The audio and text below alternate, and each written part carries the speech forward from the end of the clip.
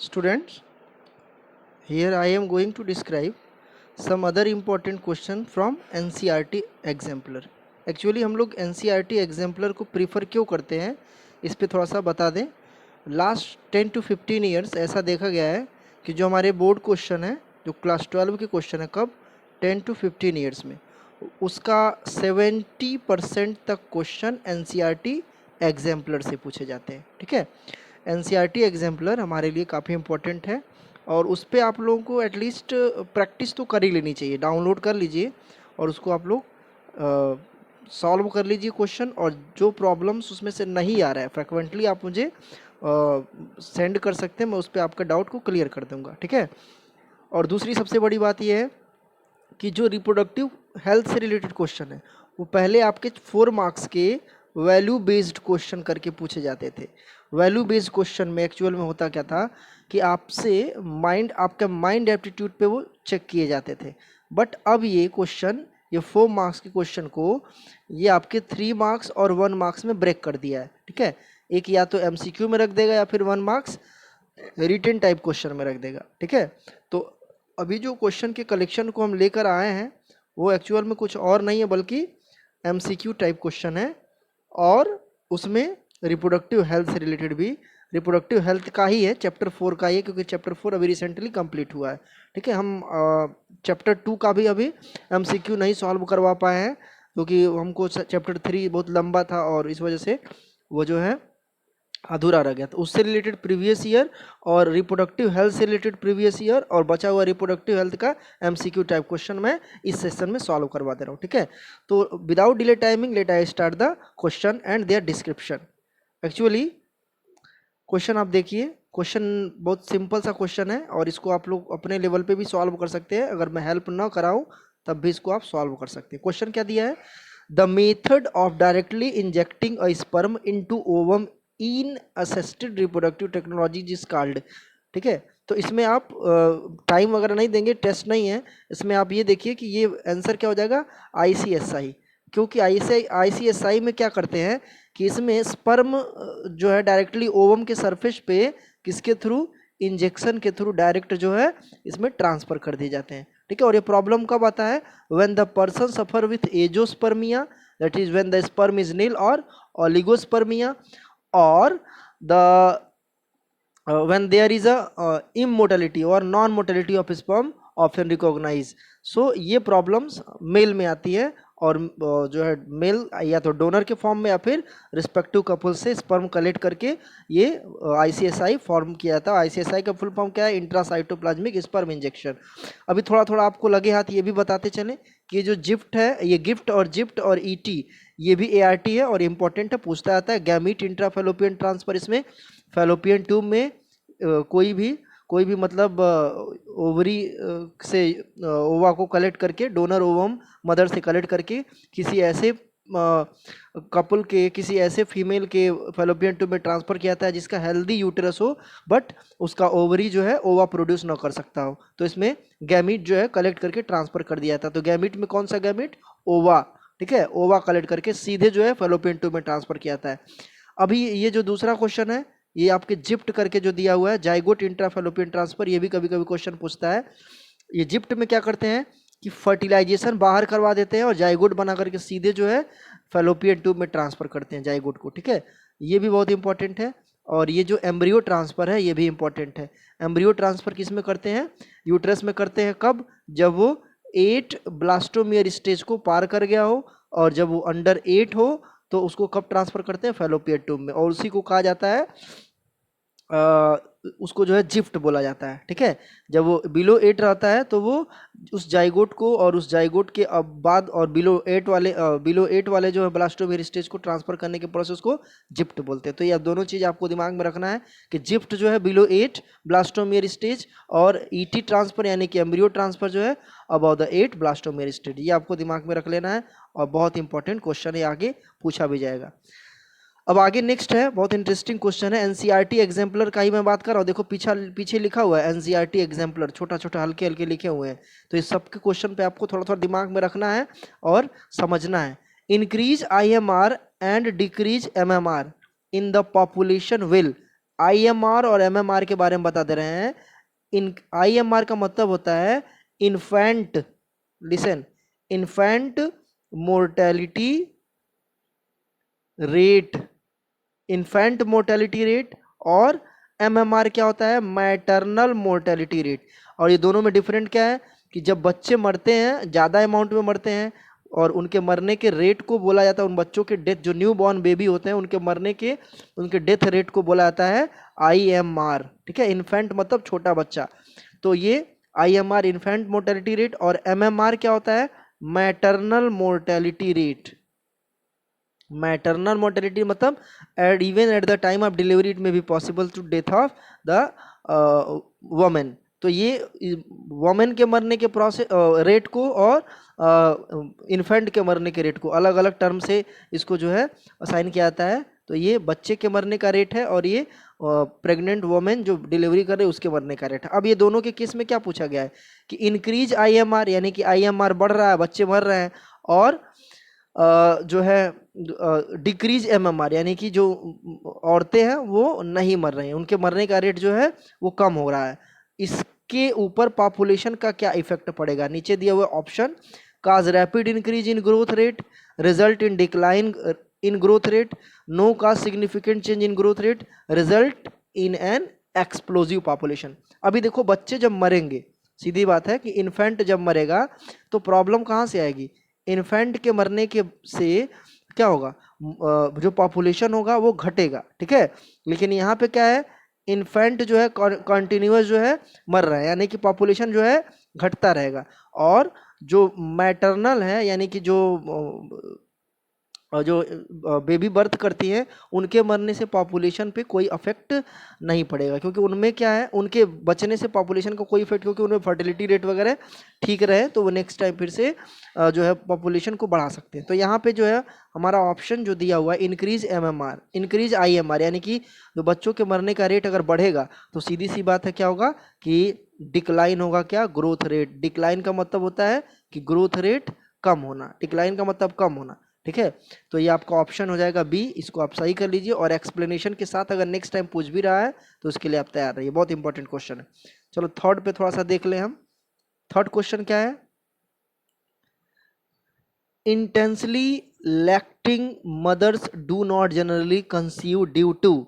अभी यहाँ पे देखना है कि जो कॉन्टिन्यूअस लैक्टेशन करवा रही है कौन, जो लैक्टेशनल मदर करवा रही है, दूध पिला रही है, उसमें क्या क्या प्रॉब्लम आ सकते हैं, उसमें कॉन्ट्रासेप्शन कैसे होता है। ऑप्शन ए है suppression of gonadotropin, option B hyper secretion of gonadotropin, option C है सप्रेशन ऑफ गैमीट ट्रांसपोर्ट, और ऑप्शन डी है सप्रेशन ऑफ फर्टिलाइजेशन। ये क्वेश्चन दूसरी बार हो रहा है, तो आपको पता है कि जो प्रोलैक्टिन हार्मोन्स है, वो प्रोलैक्टिन हार्मोन्स दो काम करता है। पहला काम क्या करता है कि मिल्क फॉर्मेशन को बढ़ाता है बॉडी में, और दूसरा क्या काम करता है कि गोनेडोट्रोपिन को सप्रेस करता है। करने का प्रोसेस भी बहुत लंबा है इसका। पहले तो ये हाइपोथैलेमस को GnRH के लिए सप्रेस करता है, और GnRH जब सप्रेस होगा तो सीधी सी बात है कि गोनेडोट्रोपिन सप्रेस होगा। तो सीधी सी बात है, आपका आंसर क्या हो जाएगा, सप्रेस द गोनेडोट्रोपिन। आप इसके इस क्वेश्चन को आप बिल्कुल कई बार मार्क कर लीजिए, इस पे स्टार लगा लीजिए, और ये आने की पूरी प्रोबेबिलिटी है, क्योंकि मैंने बताया था कि सेशन 2019-20 से MCQ के नंबर आपके बढ़ गए हैं आपके क्वेश्चन पेपर में। ठीक है, चलो आगे आते हैं। नेक्स्ट क्वेश्चन क्या है, नेक्स्ट क्वेश्चन है sterilisation technique are generally foolproof, दिया हुआ है, फुल प्रूफ होगा यहाँ पे। ठीक है, full proof method of contraception which least side effect. कह रहा है कि जो स्टेरिलाइजेशन होता है, क्या क्या, वैसेक्टॉमी, ट्यूबेक्टॉमी, इसमें साइड इफेक्ट कम होता है। येट आगे दिया हुआ, येट मतलब फिर भी। This is the last option for the couple because, ये कपल के लिए लास्ट ऑप्शन होता है, और पूछ रहा है कि क्यों। ठीक है, तो आपके पास ऑप्शन है इट इज आउट ऑलमोस्ट इरिवर्जिबल। ये क्या होता है कि ये पूरी तरह से क्या होता है, इरिवर्जिबल होता है। क्वेश्चन ये पूछा है कि ये पूरी तरह से क्या होता है, इरिवर्जिबल होता है। मैंने बोला था कि ये परमानेंट टेक्निक होता है। कौन, चाहे वो ट्यूबेक्टॉमी हो चाहे वो वैसेक्टॉमी होता है, ये दोनों क्या होता है, परमानेंट होता है। यानी कि एक बार ट्यूबेक्टॉमी या वैसेक्टॉमी करवा रहे हैं तो नेक्स्ट में जो है प्रेगनेंसी के चांसेस बहुत कम रहते हैं। ठीक है, तो ये पहला क्या है, आपका सही आंसर है। अब आगे देखते हैं सेकंड क्वेश्चन क्या है, of the misconception that it will reduce the sexual अर्ग। ये भी तो सही है। नेक्स्ट क्या है, इट इज़ सर्जिकल प्रोसेस, भाई इसमें सर्जरी होती है, ये भी सही है। हमने फोर्थ क्या है, of lack of sufficient facilities in many part of country choose the correct option. कह रहा है कि ये जो है बाकी जो सफिशियंट फैसिलिटी जैसे आईयूडीज हुआ, ठीक है, और बाकी चीज़ें हुई, तो उसमें जो है वो जल्दी अवेलेबल नहीं होती है बाकी कंट्री में, तो ये बेटर होता है सर्जरी वहाँ पे, और सर्जिकल मेथड कॉन्ट्रासेप्शन वहाँ पे ज़्यादा फेवर करता है। तो ये ऑप्शन में आपका डी ऑप्शन जो देखिए दिया हुआ है, फर्स्ट सेकेंड थर्ड फोर्थ सब है, तो ये डी ऑप्शन से हो जाएगा, सब का सब सही है, ठीक है। ये मिसकॉन्सेप्शन जो है, it will reduce the sexual अर्ज, मतलब ऐसा नहीं है कि सेक्सुअल अर्ज जो है वेसेक्टॉमी एटोपेक्टॉमी में घट जाता है, ऐसा कुछ नहीं है, ठीक है। चलो नेक्स्ट में आते हैं 5 पे। A national level approach to build up reproductively healthy society was taken up in our country in. कह रहा है कि नेशनल लेवल अप्रोच जो है रिप्रोडक्टिव हेल्थ के रिगार्ड में अपने कंट्री में कब किया गया था, तो सीधी सी बात है, just after the formation of our constituent, that is in 1950। ये आपको दिमाग में रख देना, 1950s में, ठीक है। चलो आगे आते हैं next. Emergency contraceptives are effective if use within. ये इमरजेंसी कॉन्ट्रासेप्टिव्स क्या होते हैं, at the in case of rape और any other things there is unnecessary womens unnecessary worms remain in the unnecessary embryo remain in the fallopian tube or remain in the uterus, then after 72 hours of coitus it is effective। तो ये आपको रख लेना है कि 72 hours तक ही जो है most of the contraceptive devices जो है काम करते हैं एक्टिवली। बाकी जो है ये ओवुलेशन या फिर मेंस्ट्रुएशन या इम्प्लांटेशन ये फैक्ट सही नहीं है। तो ये आपका ऑप्शन क्या हो जाएगा, 72 आवर्स ऑफ क्वाइटस। ये आप इसको स्टार लगा दीजिए, सेकेंड टाइम पूछा जा रहा है और काफ़ी इंपॉर्टेंट है। नेक्स्ट आते हैं, choose the right one among the statement given below. देखो अभी प्रॉब्लम जो भी है, इसके अलावा बहुत सारा आपको प्रॉब्लम होगा, चैप्टर 2 से होगा, 1 से होगा, 3 से होगा, 4 से होगा। इस 4 चैप्टर के अलावा अगर कोई भी आपको प्रॉब्लम है तो आप पूछे ही नहीं, क्योंकि जो मैं आपको पढ़ाता हूँ वो आपको हमेशा बेसिक से पढ़ाता हूँ, ताकि आप खुद जो है अपने पैर पे खड़ा हो जाए, ठीक है। मोदी भी बोलते हैं कि अब जो है हमको क्या बनना है, अब हमको जो है स्वावलंबी बनना है, सेल्फ अपने पैरों पे खड़े होना है। तो जो मैं सिलेबस में है उसको मैं अगर चैप्टर शुरू कर रहा हूँ, बेसिक से पढ़ा रहा हूँ, तो आप खुद से सॉल्व कर सकते हैं, ठीक है। अदरवाइज आपको आगे बहुत सारी प्रॉब्लम्स होते रहेंगे, ठीक है। तो अभी चैप्टर 7 पे मैं प्रॉब्लम 7 पे मैं आ रहा हूँ और उसको देख रहा हूँ। चूज द राइट वन, ये वाला क्वेश्चन है, choose the right one among the statement given below. जो राइट वन है उसको हमको देखना है। क्या है, पहला ऑप्शन है आईयूडीज। क्या है आईयूडीज भाई, intrauterine devices are generally inserted by the user itself. कह रहा है कि जो इंट्रा यूटेराइन डिवाइसेस है वो यूजर इंसर्ट करता है। तो आप बताइए सही है, बिल्कुल नहीं है। इसको जो ट्रेंड डॉक्टर है ये उसके लिए बहुत ज़रूरी होते हैं, ठीक है। तो ये बहुत प्रॉब्लम वाला क्वेश्चन तो नहीं लग रहा है, तो ये आपका ऑप्शन सही नहीं है, पहला ऑप्शन सही नहीं है, दिमाग में रख लीजिए, ठीक है। दूसरे पे आता है, दूसरा क्या दिया है, IUDs increase phagocytic reaction in uterus. अब यहाँ पे देखो आयोडीज में जितने भी आयोडीज हैं वो तो सब फैगोसिटिक होते ही नहीं है। कौन, लिपिस लूप, आपको बताया गया था, लिपिस लूप फैगोसिटिक रिएक्शन देता है, स्पर्म फैगोसिटिक रिएक्शन देता है, ठीक है। तो वो तो आपको उसमें जो आयोडीज में आ ही जाएगा। अभी आगे के ऑप्शन में देखते हैं क्या क्या दिया हुआ है।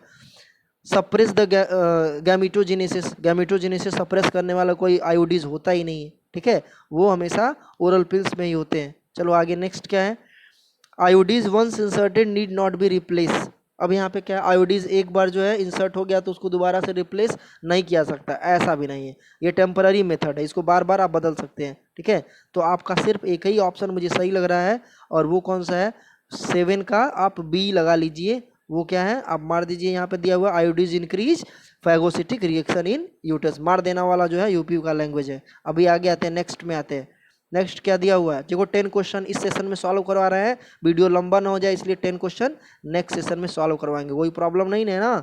चलो आगे आते हैं नेक्स्ट। हमारा क्लास बंद हो चुका है अब कोरोना के बाद जो है, यानी 22 से हमारा नेक्स्ट सेशन शुरू होगा, यानी कि चैप्टर 8 शुरू होगा। बताया गया था चैप्टर 4 के बाद चैप्टर 8 शुरू होता है। चलो आगे आते हैं नेक्स्ट।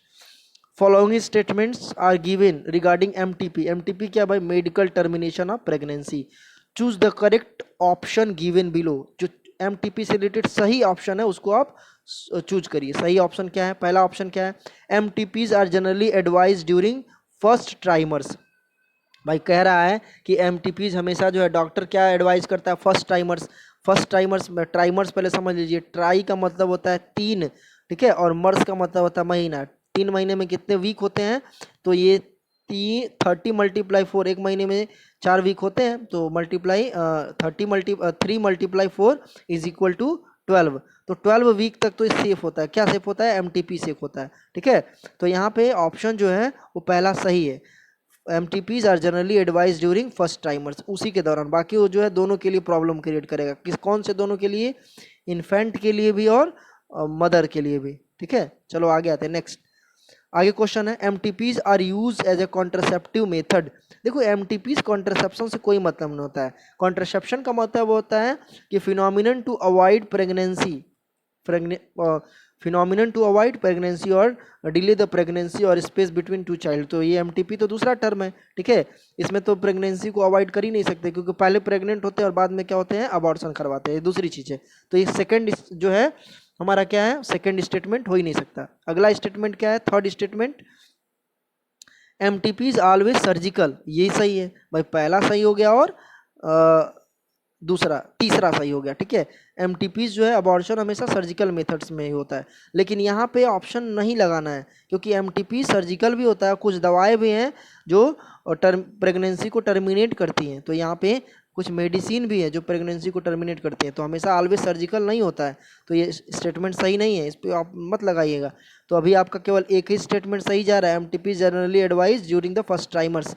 आगे क्या, फोर्थ वाला, MTPs required the assistance of qualified medical person, ये भी सही है। तो आपका कौन कौन, देखो कोई ऑप्शन में फर्स्ट और फोर्थ है, ये सही है, सी, ठीक है। तो इसके लिए कौन सा सही है, इसके लिए सही है तुम्हारा सी, फर्स्ट एंड फोर्थ, यानी कि एमसीपी के लिए, एमटीपी के लिए 2 इसमें से हमारा सही ऑप्शन मिल रहा है।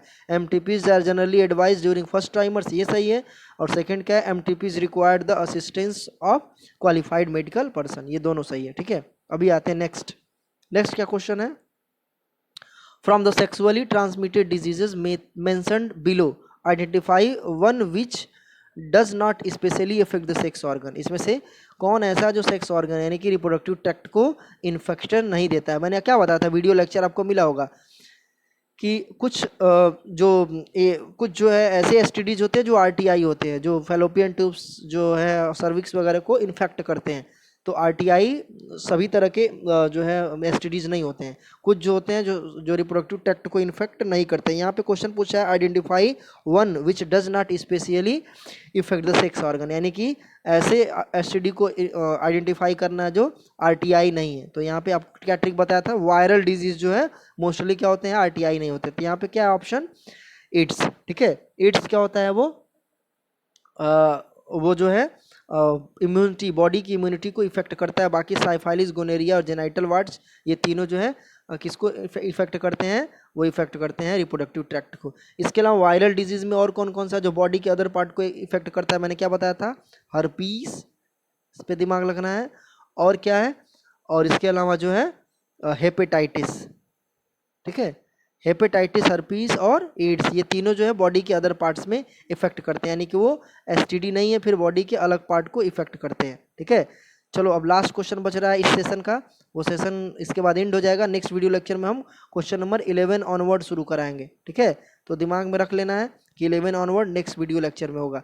Condoms are one of the most popular contraceptive because of the following reason.